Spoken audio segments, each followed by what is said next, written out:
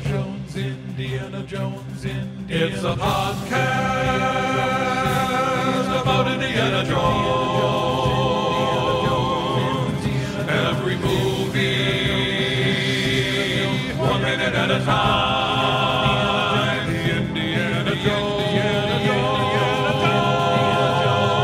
Minute. Welcome back to the Indiana Jones Minute, the podcast in which we celebrate and discuss the film Raiders of the Lost Ark 1 minute at a time. I'm Tom Taylor. I'm Pete Mummert. I'm Jerry Porter. And we are joined again today by Jer's returning champion sister, Christy. Welcome back, Christy. Thanks, everybody. Yay. We're glad to have you here. I don't really sound like a Muppet, just to let you know. Nobody was suggesting that yet. You kind of do. Pete, stop it. She's going to leave. We are here not to make fun of Christy, but to talk about minute 24, which begins with a map montage showing Indy traveling to Nepal, and it ends with a large man engaged in a drinking contest with a petite young woman. And I like this map. This is the first traveling map we get in an Indiana Jones movie on this show, which are kind of a staple. They're used in all the DVD artwork and everything. And it occurred to me this time that the artwork of the maps themselves look a lot. For some reason, they remind me of the Wonderful World of Disney. They look like, and then Goofy took a trip to Florida. And there's like a line going down to Florida. Just the actual artwork of the map looks like a Disney kind of thing to me. Yeah, one more thing they ripped off from Scrooge McDuck. Yeah. There you go. Air pirate. So then let's go with Bugs Bunny then, because Bugs Bunny did that too. So that makes more sense. Yeah. Better choice. Yeah, I'm with you. Cartoon maps. He was more prone to travel underground, though. It's true, but you could find him on a cartoon map. Yeah, you would need the map even more because you can't see him on the surface. Remember, he used to pull it out of the rabbit hole in the middle of the bullfighting ring. He'd pull out the map. That's right. Good point. Well, let's ditch this. Let's do a Bugs Bunny podcast. I've thought of it. Put that on the list. I actually am still annoyed that they don't show the trip from New York to San Francisco. I think that's annoying. Because it's a huge part of the trip. Yes, it's just the United States. It's not that exotic or exciting, but still. Well, no, if you look at the map, there's like a bullet point on the Bay Area. You're like, oh, this is different than the other, this is where he leaves. Well, it's where he leaves the States. It's where he leaves when you see him sitting on that plane. No, he's on the West Coast. Now he is. He's on a plane on the West Coast. No, he's straight he got up to the on West Coast from his home in New England. You know what? What? Let's do a leaderboard type thing. You put it up, and I'll straight up bet you the revolver that's in my suitcase right now, and we can have a contest of where is Indiana Jones, not according to the comic book, not according to the extra DVD fluff, Send Away Orphan Annie, Ovaltine junk. Ooh. Just the movie. Okay, what did Pete say? Well, whatever, all, like 2 or 3 weeks ago. No, when you were talking about that they filmed the school in California, but why did they choose that school? Because it looked exactly like Northern California. New England. I'm going to put a quiz, a poll on our Facebook page. Yeah. Go to our Facebook page and vote. Is the school in California? Is the school There you go. That'll decide it. That'll decide it. And I would like to remind people that there were women in his classroom. So you need to find at least some New England school. Oh, wait, I went to a New England school that had women in it at that time. In 1936? Yeah, actually, in 1855. Oops. That's sorry. weird. Never mind. Wait, 1955 is when they admitted women. That was Bates College, by the way. Thank you. And they let women in 1855. But, we weren't like Yale or anything. So, and they didn't film it there. Anyway, moving on. So, I'm sorry, can only Tommy say that? Probably. I feel like, speaking of anachronistic, say the Golden Gate Bridge. The what? Did they finish that thing already? They did not. Yeah, when did so wait. So this is 1936. Where did that we didn't have a Golden Gate Bridge in 1936? We had most of a Golden Gate Bridge in 1936, but they didn't finish it until 1937. But you can look, if you look up China Clipper Golden Gate Bridge, you can actually see some fantastic photos of the Clipper flying over a not complete bridge. It has the cables hanging down, but there's no actual bridge. There's no deck. There's no roadway on the bridge yet. Oh, that's cool. Okay, so this could happen then, because that China Clipper that Indiana Jones is on is going over pretty. But it looks like it's going over a bridge. completed bridge. So Yeah, It's probably the Brooklyn Bridge, and he just hasn't gotten to California. that's not how that Losers. works. No. Is it possible? We established you're like, okay, it's clearly Halloween, and is it possible that it could have been like maybe this takes place in, I don't know, not like February 1937? I don't know when the Golden Gate was completed. it actually, I think it could, because we only see 1936 for his Jovitos adventure, right? Right. No, there's the Life magazine. Well, it could have been an old magazine at that time. Yeah, it'd be like you go to the dentist office. Like 6 months old. Did they have dentists in 1936? I'm going to chalk it up to, wouldn't it look pretty if we showed the China Clipper flying past a famous California landmark? Yes, and we would establish his point of origin. His point of origin for that leg of the trip, you bastard. But think about it. So that would mean that he had a connection, because he gets on and the pilot already knows who he is. Yeah, As he if travels he were all a over the local. place all the time. Yeah, as if he's like, oh, I just Right, ran as if- into you at the supermarket, Dr. Jones. That's a hub, wherever he's taken off from. If he goes to Peru or Hawaii or Nepal, he's going to leave from there. next to the boats in the harbor. It's At a the hub. Alameda Naval, Alameda Naval Yacht Yard. Is that what that is? Yeah. That's some podcast job security right there, Pete. Right there. Alameda Naval Yacht Yard. All right. I want a T-shirt. Yeah, that says I think that. they call it Clipper Harbor. Well, that would make sense. Yeah. They After, call it New England of the Sea. I looked it up. It's 7,876 miles from California to Nepal in 1936, but today it's 27,000 miles. that doesn't make any sense at all. No, it's inflation. How many parsecs? 12. Did It's any of always you 12. guys get? Did any of you guys get like a chill when you're looking at the map starts and the plane banks off the Philippines and you hear that John Williams fanfare blast? Yeah, Definitely. Is that the Philippines, the stop after Hawaii? No. Well, there's a dot in the middle that seems to be Guam. Oh, okay. Like right yeah. before he gets to the Philippines, but it's still on the straight line. Okay. Yeah, it's a very minor little layover there. But there's Oh, go ahead, Jerry. it's a little. If you look at the map, it looks a little. It's like them's 1936 maps. Oh, yeah. Because you're like the Philippines. You're like, is that the Philippines? And then I went over and I looked, and I'm like, all right, well, there's the big island of Kalimantan in Indonesia. It's not that. It's right next to it. And then I look, and it doesn't really look like the Philippines. But of course, that's probably because Captain Cook hadn't discovered it by then. They didn't they're still drawing in crayon or whatever. It was hard to tell, though. Is it the Philippines? Well, the Clipper flew to the Philippines, so if they're being historically accurate, it should be. Well, they're nothing if ain't historically accurate. I think we've established that. Yeah, they nailed that with Shishak and the whole nine. Right. I think it's somebody just mentioned the music. Oh, Jerry, you just mentioned the music. It's cool that we go into Marion's theme again when he's in midair as we're watching the plane. Which again, we don't. He's mentioned her name once, and it's cool. Like, yeah, John Williams is. If I remember correctly, that was like his big thing with Star Wars. When George Lucas hired him for Star Wars, George Lucas was like, I'm thinking of like just doing like a bunch of like, you know, classical music and stuff. He's like, no, I'll like write, themes for everybody, and there'll be motifs and recurring themes and everything and stuff. It'll be awesome, and that's like his thing.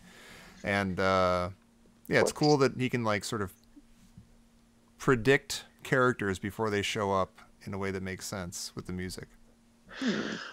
Well, and also when the China Clipper flies over China and is going towards Nepal, he sneaks in a little deep rumbling gong. Oh yeah, yeah. It's not like the Enter the Dragon type gong. How did I miss that? Yeah, it's kind of like a low rumble, and they do it twice. So you're like, that wasn't a mistake in the back there. Like, hey, with the gong, shut up. It's like they do it twice. So reminiscent of the gong in the Jovito's temple, or? No, that wasn't a gong. It wasn't. It does say, though, to the Westerner, welcome to the Orient. Exactly. The Simpsons are going to Japan. Bong. But that is a good jumping off point, too, because we have to take a pretty crazy detour right here. Uh-oh.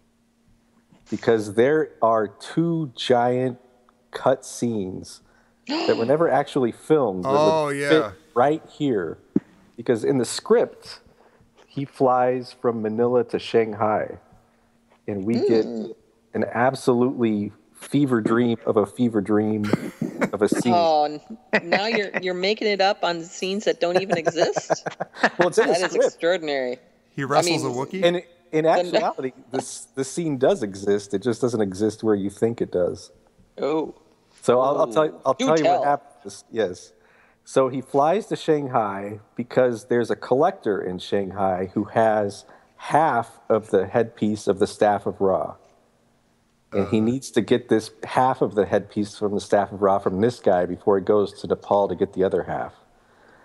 And so he goes into this guy. He's a Chinese warlord named Hawk, and he's got kind of a nightclub museum place. And he goes into this nightclub place, and he sneaks into the guy's museum, and he fights a couple of samurai guards. And General Hawk finds out, and he comes after him with a machine gun and starts shooting him. And Indy sneaks behind a giant gong, which starts rolling, and he runs behind it while the machine gun's shooting it, and he jumps out through a window into a waiting car below. Driven by? In the deleted scene, not actually. Oh, okay. They changed that That's part. funny. I can't imagine why they cut that.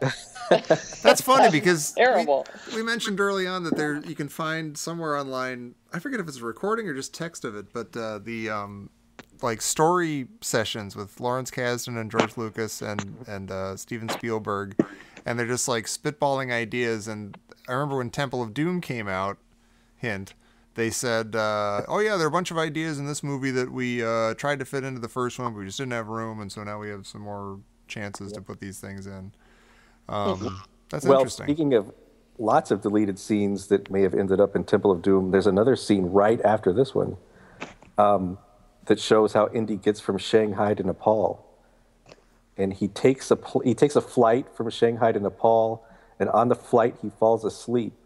And while he's asleep, all the other passengers and the pilots secretly put on parachutes and jump out the window. I feel like I've seen this. Yeah.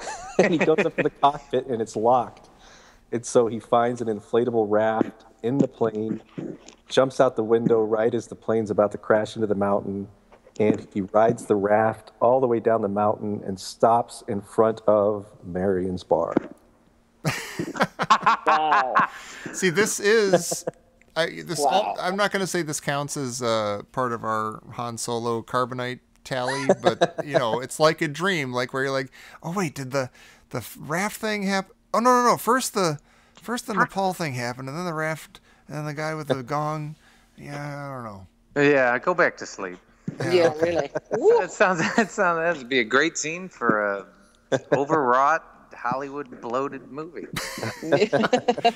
Showing your cards, Jerry. Oh, I'd go for that. Mm-hmm. But it's funny because a lot of people really loved Raiders and really disliked Temple of Doom, and a lot of people really loved Temple of Doom.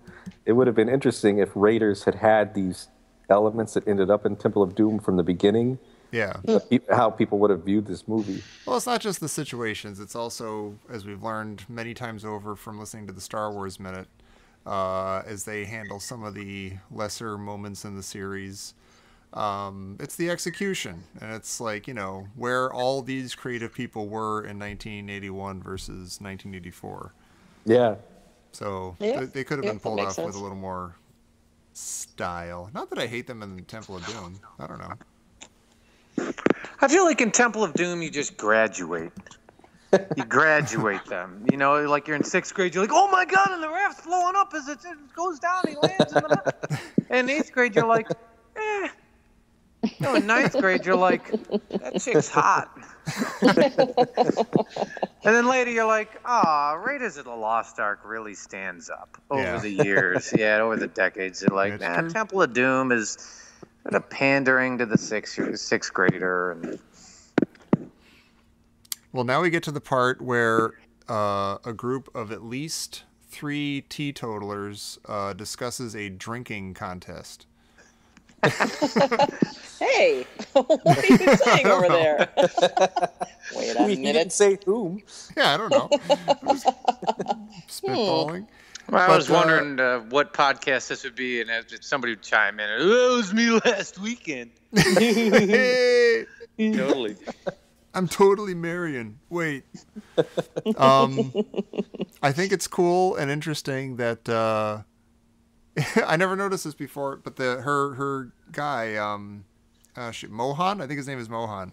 Her guy who works there, he's got this tray, this like board, and he puts it down, and he very neatly and carefully puts down 4 shots of a brown, presumably alcoholic fluid, and but it's like he's like the I don't know. I'm not a sports guy, but it's like he's dropping the puck or something. It's like, okay, go.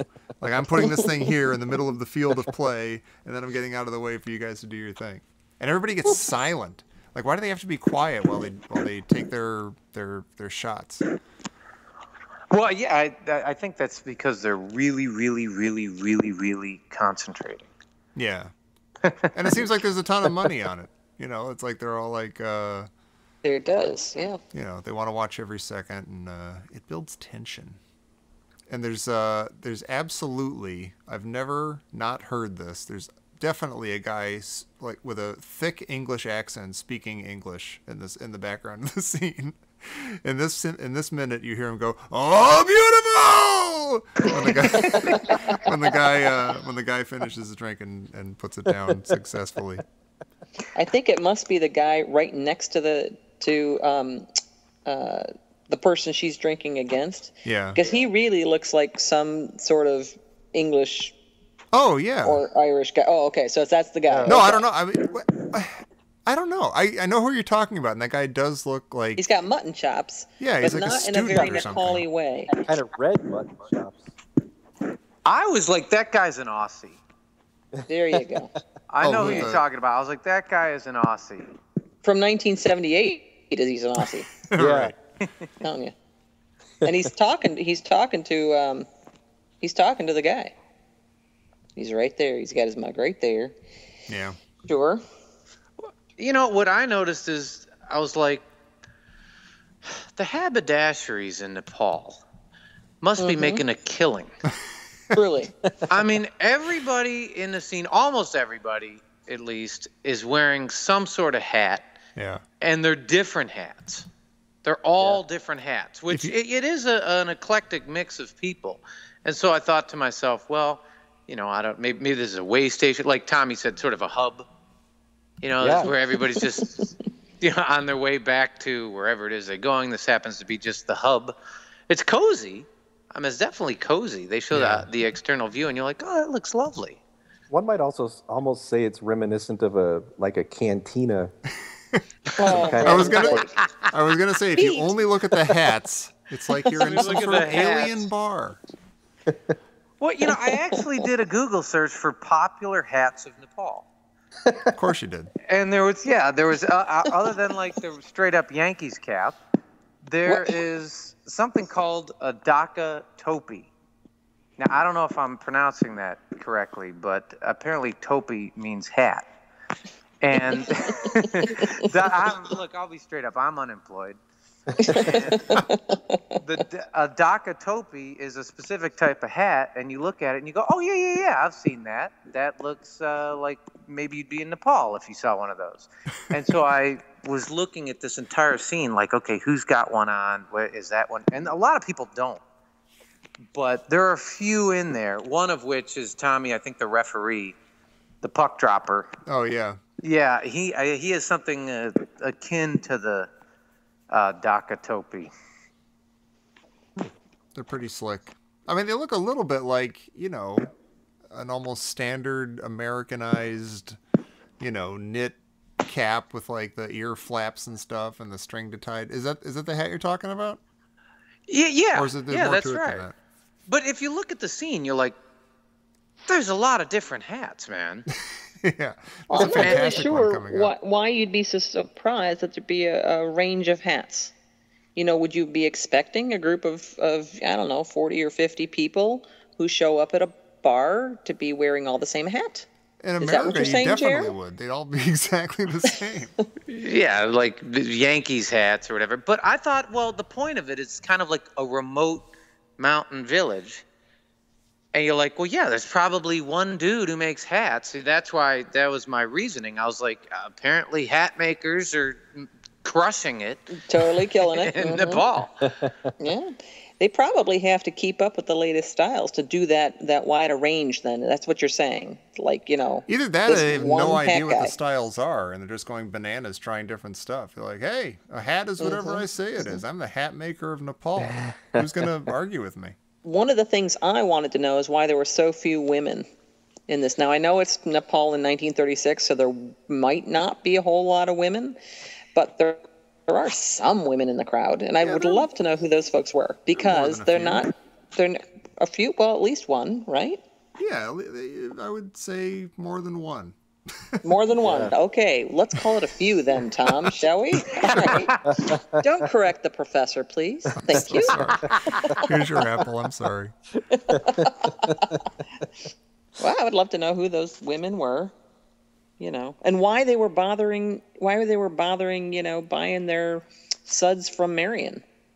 What is so great about hers? Well, I think she's probably the only game in town in terms of suds and atmosphere in a bar and drinking games and stuff. Probably got the only pinball machine too. What? Of course, obviously, although it was pachinko. But listen, why would she have? Why would she have a bar? Where does she get her stuff? Where does she get her suds? Who's her distributor? That's a good question. You know, She and makes it back. I'm going to interject here for a second. This is way out, but did anybody see that there is $450,000 worth of pistachios in the pistachio heist in the Central Valley? What? Yeah, I mean, it made me think of Raiders of the Lost Ark. Like, straight up, someone pulled up and stole $450,000 worth of shelled pistachios. Holy moly! Yeah. They pulled up in a truck and they loaded the truck, and the truck, by the time it got to the Long Beach port, it was empty. Which, you know, what made me think about it. Today there are Raiders of the Lost Ark going on. It's almost like you find a Millennium Falcon and no one's on board, and none of the life pods are on it, and they didn't look under the floorboards. Yeah, no, there are lots of pistachios in the floorboards. But it makes me think, well, maybe maybe Marion gets her suds from a sort of a gray market. Yeah, it falls off a wagon. Yeah. Yeah. A couple. Yeah, exactly. It falls off a wagon. Shrinkage, you know, on the donkey or whatever. Slid down a mountain. On a raft. Is that exterior scene? Is that like the town? Yeah, it looks like Or it. is that just her place? I think that might be about it. I think that's kind of what I think. Like, her place is almost like the town center. It's like the only I always place to thought go. I thought that her bar was the little place right in the middle, and that's the place I'm always looking if I'm looking there. But there's actually a much bigger, much better lit place over on the right. I think that's what I always thought it was. Well, that stands to reason. Now I get it. Got it. Okay. But like, what's the little, is that the outhouse? Is that the church in the town right That's where across Jared from the goes bar? to pee between each Oh, episode. dear. Is there a raft parked out front? Yes, there's a raft. It's a deflated raft stuck to the top of it. Yep. So there's only 2 buildings in the town then. Then that's what we've determined. Well, there's those funerary stupas. Well, there's one of those. Whatever, right? Language. There's like 2 of them. I think there's one in the foreground, and I think there's it's a one big way one. in the background. Oh, okay. Stupas, isn't that what they're called? Yeah. Okay. You say so.